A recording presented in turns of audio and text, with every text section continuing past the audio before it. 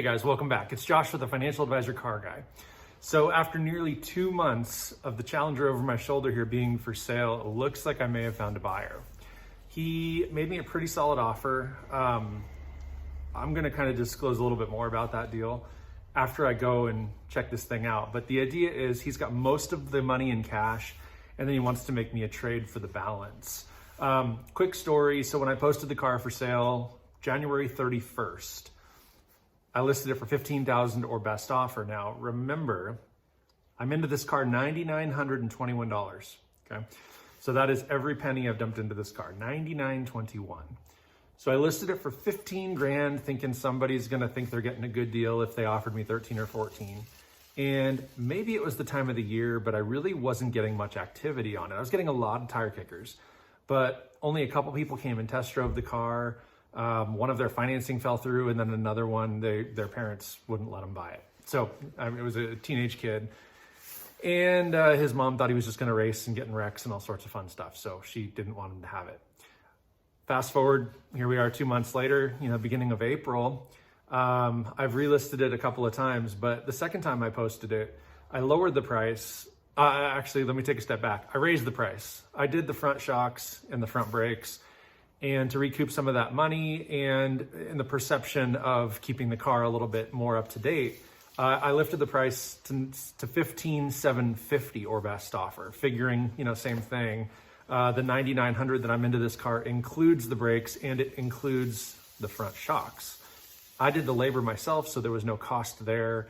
The can of caliper paint was like $11. In a prior video, I think I said $9. I was mistaken. It was about $11. So again, $9,921 into that car. So at that point, I did get some backlash. People were like, well, what the heck? Why are you raising the price? Why are you doing this? Why are you doing that? So I had to justify, well, listen, new shocks, new brakes, the price is up $750. Make an offer if you're interested. They're just dummies on the internet that are trying to cause problems. So at the same time, I had changed the price to $15,750. I also posted a second ad with it for sale plus trade. I lowered the cash price to $10,000, assuming, that's about what I'm into the car. If I can get 10 grand cash plus a trade, depending on what the trade is, that car is essentially free to me. And it gives me a new car to play with on the channel here, some more content, stuff like that. So there was a lot of confusion around that ad. What ended up happening is I got, honestly, 25 people all saying, I've got 10 grand, I'd like to come buy it today. I'm very serious. I'm not just wasting your time. I've got 10 grand. I want to come buy it. I'm like, no, you guys aren't reading the ad. I have it posted twice, once for $15,750 cash or best offer, or 10,000 cash plus a trade. I'm open to what that trade could be. I'm not interested in boats or motorcycles, but as long as it's a running and driving vehicle, I might be interested. So, one or the other. Well, that turned off a ton of people. And people don't read the ads. They look at the pictures, they look at the price, and I gotta have it. So I ended up deleting both of those ads, reposted it a fourth time now, and put 14,000 firm. Tired of tire kickers, I'm tired of being lowballed. Well, nobody read the word firm, and I'm still getting offers of $10,000 or $11,000. So fast forward to this guy. He reaches out and says, hey, are you open to trades? Like, once again, you can't read the freaking ad. This is a for sale firm post. He's like, well, I saw you had it before on there for a trade, and I've got some cash and I've got a trade. Can we work a deal? So I said, listen, I don't have time to be wasting, okay? Do you have 10,000 cash? Yes or no? If you do, great, we can make a deal. If you don't, then let's keep moving on. No big deal. So, oh yeah, no, I've got the cash. But I have a trade too, and I think the trade's worth $7,000 or $8,000. Okay, great. So if that pencils, if that works out the way it's supposed to, and I can get 10,000 cash for this car, plus his trade that's worth $7,000 to $8,000, maybe I come out ahead. Maybe I get more than that 14,000 I'm asking, or more than the 15,000 I was hoping for. We will see. So I'm gonna leave us right there for now. I'm gonna go ahead and stop recording. I'm about to take this car over to this guy's house. I'm gonna check out his trade. I'm gonna confirm that he has some money, and I'll pick up the video then. So we'll see what happens. Well, that only felt like 1 second or 2 seconds to you. That was about an hour to an hour and a half of my day. I just got back from meeting with this guy. So first things first, I made a deal.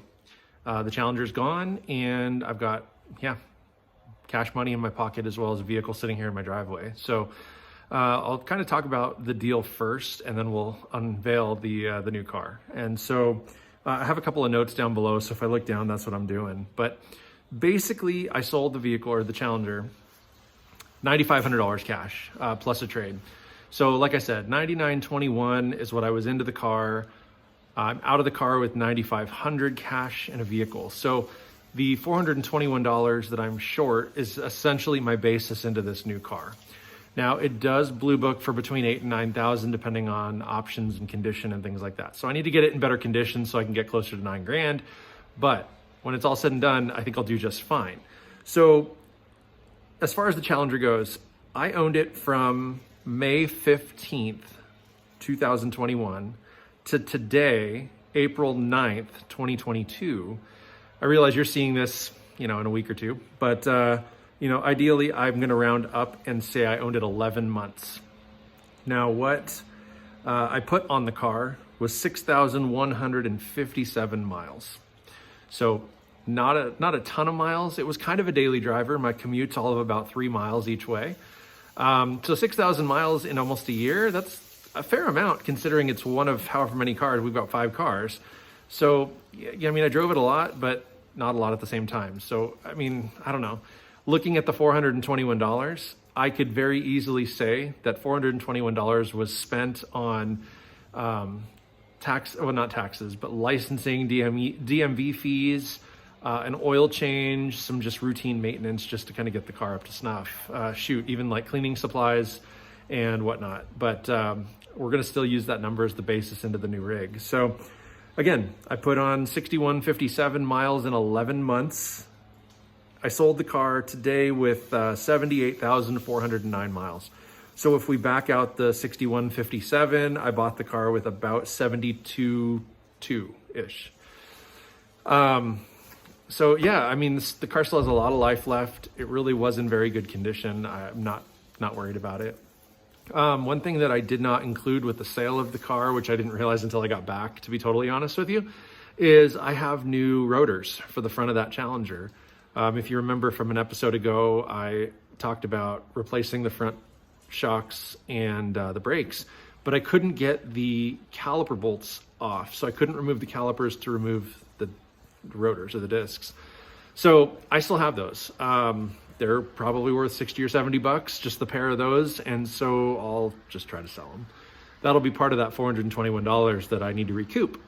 The other thing is this vehicle I'm about to show you guys has a few accessories on it that I'm gonna take off. I wanna clean it up. I wanna get it back more OEM. It's not bad. And we'll take a look here in a second. I've got to remove some stickers and things because the guy's style wasn't exactly mine. But here we go.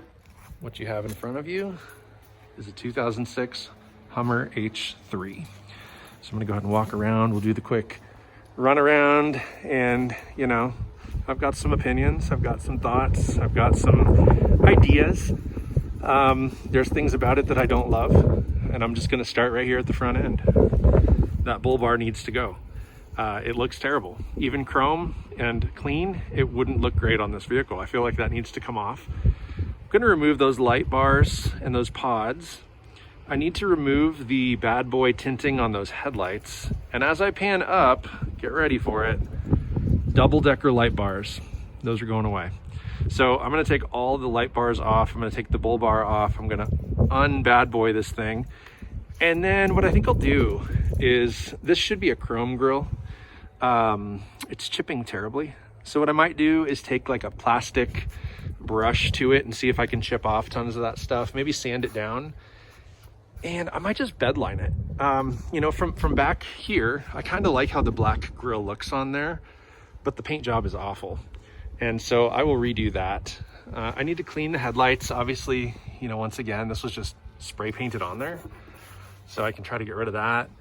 I want to clean this up. There's overspray. I don't know exactly what was being done there, but it's overspray. It can come off. I'm guessing they just didn't mask things when they were painting this bull bar or the grill, and it just looks terrible. If I come up here, you know, same thing. These light bars work great. They're super bright, but I'm gonna get rid of them. I need to re-dye or repaint that pillar black, because this side doesn't look quite as bad, but it's still kind of nasty looking. Looks like somebody tried to repaint it, but didn't do a great job. They also extended the antenna. What the heck is this? Look at this. There's like some funky electrical tape up to an arrow tip. So that's gonna get changed out. Let's see. I'm a little confused. I see around some of the door handles this kind of anti-scratching tape. It makes me wonder if there's some rust in there. So we'll figure that out. And somebody also spray painted the handles black. So I'm gonna scrub all that. Yeah, that is some rust, isn't it? Shoot. All right. Well, that can be fixed. That's not the end of the world. So far, that's the only thing that's terrible. This taillight has a couple of chips, one down here in the bottom corner where the plastic's broken, and then up here at the top where the plastic is broken. The clear coat's starting to fail in a few spots. It's got all these sweet stickers on it. I'm gonna pull all of those off. Let's see. Here's another light bar. So that's interesting. I'll probably just take that down. And then, yeah, that tow hook's really gonna do a lot. So that's going away. Weird. So that's cool. I see this thing maybe used to have a amp or something in the trunk here. I'm gonna have to figure that out and remove some wiring.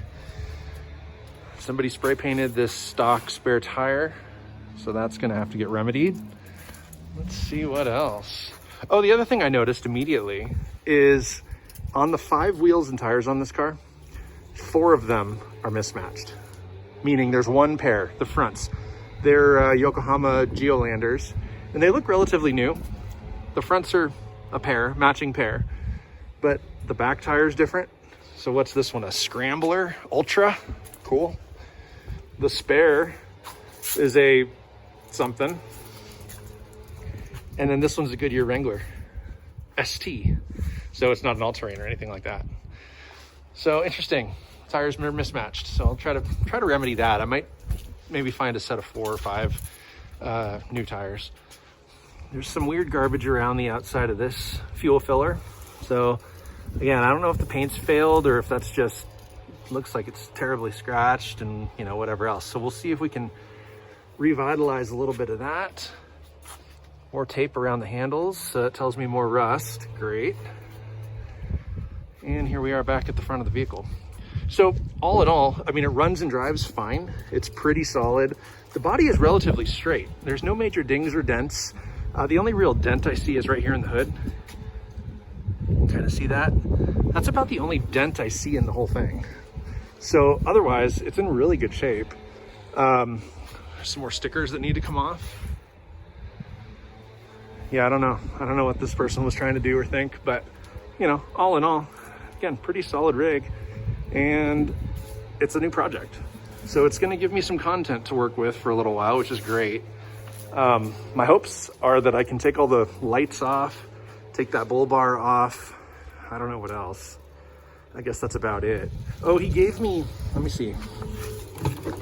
He gave me all-weather floor mats. I don't know what else is in here. He said there's some stuff in here. So all-weather floor mats. That's about it. Seat cover, it looks like.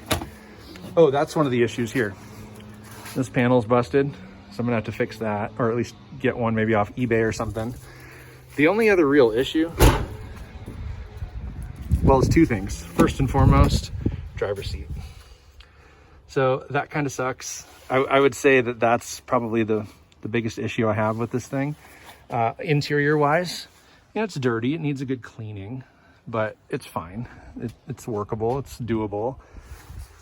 It's got an all right, you know, stereo, whatever else. What was the other thing? Oh, I turn it on and the TPMS, or the tire pressure monitoring system, light comes on. And so I Googled it real quick. And actually what it tells me is that every time the tires are rotated, you have to go through a reset process. And so I'm gonna start with that. These are also aftermarket wheels. I can see that they're not the stock wheels. So they may not even have tire pressure sensors in them. So I'm gonna, like I said, when I try to get matching tires, I'll probably investigate that issue at that point. But other than that, what do you guys think? First things first, I'm gonna go ahead and pull those stickers off. I'm gonna go ahead and wash the thing, and then I'm gonna start dismantling those lights, pulling the wiring out, pulling that bull bar down, and just kind of like I said, getting it back to stock. I think that it's got fair bones. You know, looking at it from the underside, it doesn't look really too bad.